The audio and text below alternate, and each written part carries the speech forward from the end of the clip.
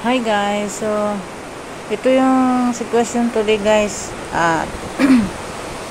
Morning, July 25. Grabe guys, ang lakas guys. Kagabi wala akong masyadong tulog kasi nga sobrang lakas ng hangin, saka feeling ko parang yung namin, bubong namin lilipad sasama sa hangin, sa sobrang lakas ng hangin. So ngayong umaga, ayan yung sitwasyon niyan guys. Grabe, hindi pa tapos yung bagyo guys, hindi pa siya nagsawa talaga. Ayaw pa niyang umalis dito sa Taiwan. Ewan ko kailan to aalis.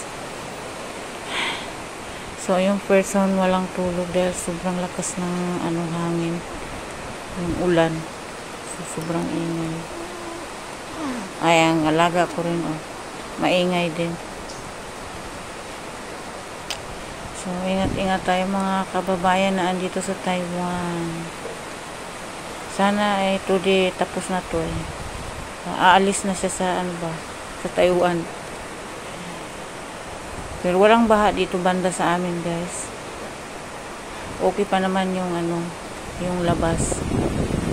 Nasa naman ako sulok-sulok ng village dito sa Goufi area. Sa Fengshan, sa Kaohsiung. Ayan, lakas guys, grabe.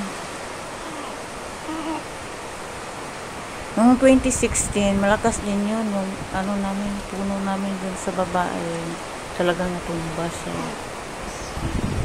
Ngayon wala nang puno kasi pinutol.